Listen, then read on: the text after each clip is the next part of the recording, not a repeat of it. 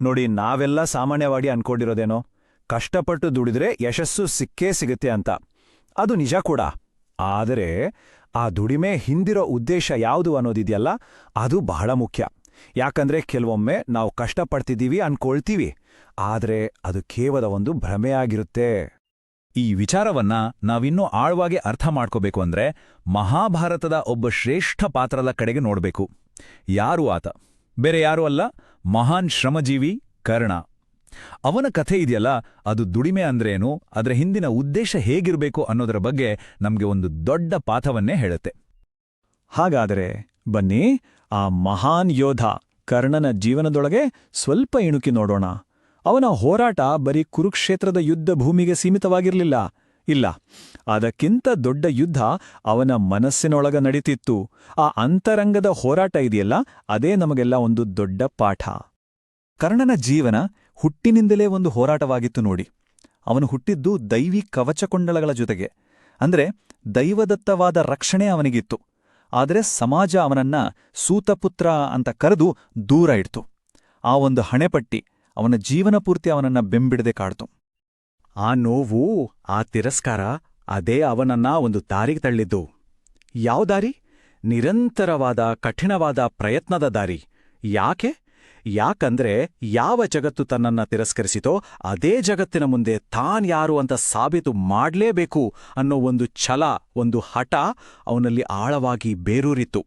ಅದಕ್ಕೋಸ್ಕರ ಅವನು ತನ್ನ ಇಡೀ ಜೀವನವನ್ನೇ ಪಣಕ್ಕಿಟ್ಟ. ಇಲ್ಲೇ ನೋಡಿ, ವ್ಯಾಸರು ಒಂದು ಅದ್ಭುತವಾದ ಮಾತನ್ನು ಹೇಳ್ತಾರೆ. ಕರ್ಣ ದುಡಿದ, ಹೌದು, ಆದರೆ ಅವನಲ್ಲಿ ಶಾಂತಿ ಇರಲಿಲ್ಲ. ಯಾಕಂದ್ರೆ ಅವನ ದುಡಿಮೆ ಹುಟ್ಟಿದ್ದು ನಾನು ಸಾಬೀತು ಮಾಡಬೇಕು ಅನ್ನೋ ಬೆಂಕಿಯಿಂದ, ಅರಿವಿನ ಬೆಳಕಿನಿಂದಲ್ಲ. ಎಷ್ಟು ಆಳವಾದ ಮಾತು ನೋಡಿ. ಕರ್ಣನ ಪ್ರಯತ್ನದಲ್ಲಿ ತಪ್ಪಿರಲಿಲ್ಲ, ಆದರೆ ಆ ಪ್ರಯತ್ನದ ಮೂಲ, ಅದರ ಉದ್ದೇಶ ಅಲ್ಲೇ ಎಲ್ಲೋ ದಾರಿ ತಪ್ಪಿತ್ತು. ಸರಿ, ಕರ್ಣನ ಕಥೆಯಿಂದ ನಾವೀಗ ಸ್ವಲ್ಪ ತತ್ವದ ಕಡೆಗೆ ಬರೋಣ. ಅಂದ್ರೆ ಶಕ್ತಿಗೂ ಜ್ಞಾನಕ್ಕೂ ಇರೋ ಸಂಬಂಧ ಏನು, ಈ ಬಗ್ಗೆ ಇಬ್ರು ಮಹಾನ್ ದಾರ್ಶನಿಕರು ಏನು ಹೇಳ್ತಾರೆ ಅನ್ನೋದನ್ನ ಸ್ವಲ್ಪ ಗಮನಿಸೋಣ. ವ್ಯಾಸರು ಕರ್ಣನಿಗೆ ನೇರವಾಗೇ ಹೇಳ್ತಾರೆ, ಕರ್ಣ, ನಿನ್ನ ಬಾಣದ ಶಕ್ತಿ ನಿನ್ನ ಹೃದಯದ ಅಶಾಂತಿಗೆ ಬಲಿಯಾಗುತ್ತೆ ಅಂತ. ಅಂದ್ರೆ ವ್ಯಾಸರಿಗೆ ಸ್ಪಷ್ಟವಾಗಿ ಗೊತ್ತಿತ್ತು, ಕರ್ಣನ ನಿಜವಾದ ಶತ್ರು ಹೊರಗಲ್ಲ, ಅವನೊಳಗೇ ಇದ್ದಾನೆ ಅಂತ.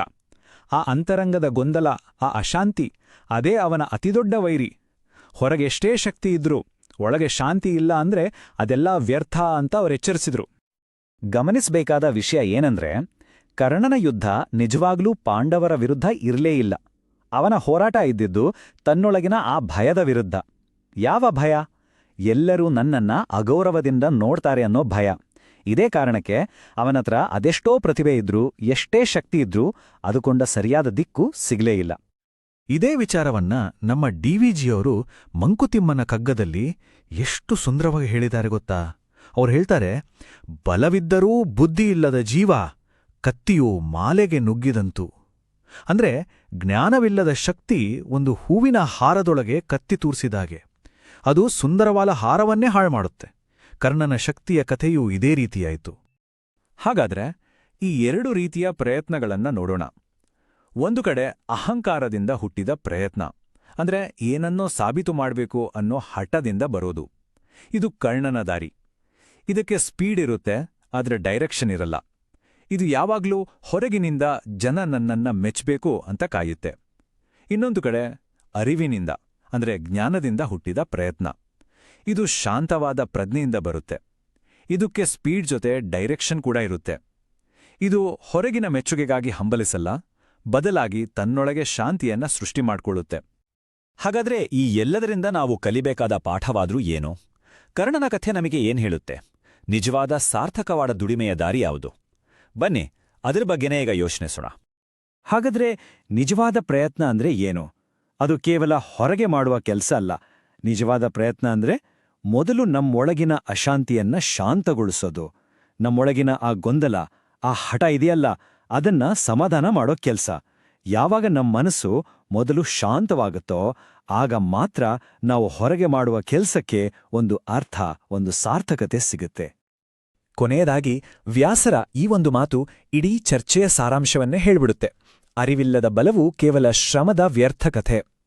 ಕರ್ಣನ ಕಥೆ ಯಾಕೆ ಒಂದು ದುರಂತ ಕಥೆ ಆಯಿತು? ಯಾಕಂದ್ರೆ ಅವನತ್ರ ಅಪಾರ ಬಲ ಇತ್ತು, ಆದ್ರೆ ಅದಕ್ಕೆ ಜ್ಞಾನದ ಅರಿವಿನ ದಾರಿ ಇರಲಿಲ್ಲ. ಇದರಿಂದ ನಮಗೆ ಸ್ಪಷ್ಟವಾಗೋದು ಒಂದೇ: ನಿಜವಾದ ಶಾಂತಿ, ನಿಜವಾದ ಸಾರ್ಥಕತೆ ಸಿಗೋದು ಕೇವಲ ದುಡಿಮೆಯಿಂದಲ್ಲ, ಬದಲಾಗಿ ಅರಿವಿನಿಂದ ಕೂಡಿದ ದುಡಿಮೆಯಿಂದ ಮಾತ್ರ.